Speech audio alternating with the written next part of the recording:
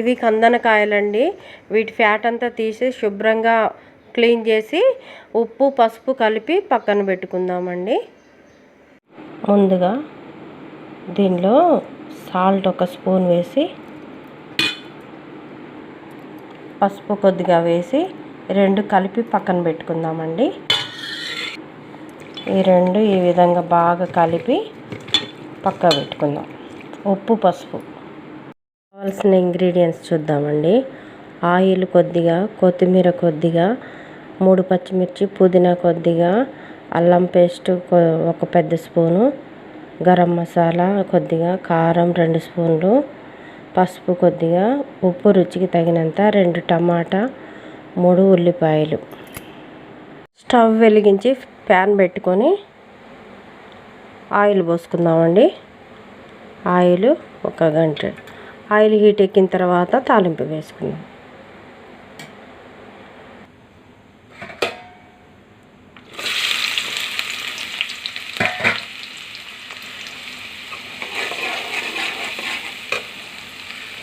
ఉల్లిపాయలు golden colour రావాలండి.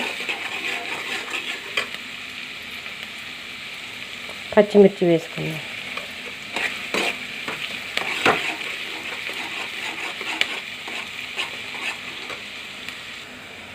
ఇప్పుడు పుదీనా వేసుకుందామండి.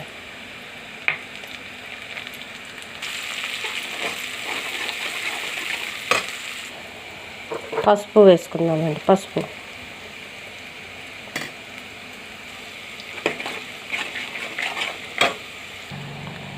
అల్లం పేస్ట్ 1 స్పూన్ వేసుకుందాం.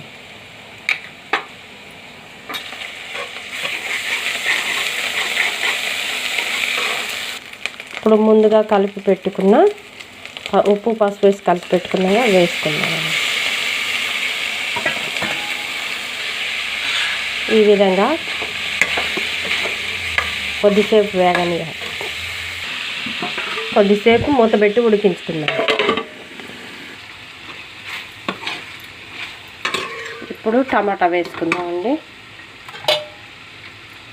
టమాటా వేసుకుందాం.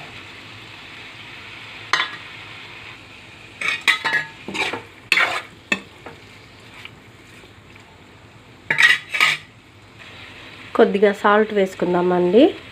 మీ రుచికి తగినంత వేసుకోండి. సాల్ట్ వేసి కలుపుకుందాం.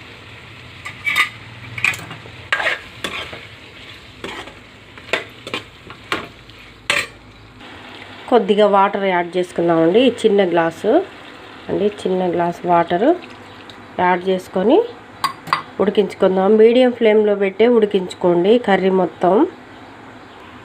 ఇగో ఈ గ్లాస్ అండి, చిన్న గ్లాస్ వాటర్ ఈ విధంగా ఉడుకుతుందండి. ఇప్పుడు కారం వేసుకుందామండి. కారం 2 స్పూన్లు వేసుకుందాం.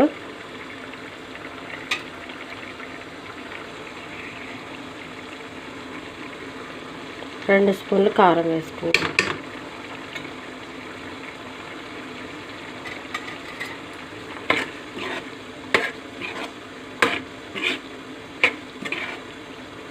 కారం వేసుకొని కుకింగ్ చేసుకుందాం. మూత పెట్టి ఉడికించుకుందాం. 1 స్పూను మసాలా వేసుకుందామండి. మసాలా.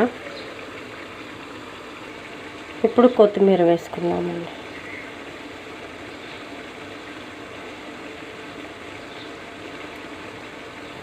కొత్తిమీర వేసుకున్నాం కదా, కలుపుకొని ఒక 5 నిమిషాలు సిమ్లో పెట్టి ఉడికించుకోవాలండి. ఒక 5 నిమిషాలు ఇట్లా చిక్కబడిందండి. ఇక అయిపోయినట్టే. కొద్దిసేపు మూత పెట్టి సిమ్లో పెట్టి ఉడికించుకుందాం. అయిపోయిందండి కర్రీ. బంద్ చేద్దామండి స్టవ్. కందనకాయల కర్రీ అండి. ఈ విధంగా ట్రై చేయండి. చాలా టేస్ట్ ఉంటుందండి. టేస్ట్ అద్భుతంగా ఉందండి. మీరు ఈ విధంగా ట్రై చేయండి ఫ్రెండ్స్. చాలా టేస్ట్ ఉంది. ఓకే ఫ్రెండ్స్, ఈ వీడియో కనుక మీకు నచ్చినట్టయితే లైక్ చేయండి, షేర్ చేయండి, సబ్స్క్రైబ్ చేయండి, కామెంట్ చేయండి. కందనకాయల curry ready. Okay, thank you friends.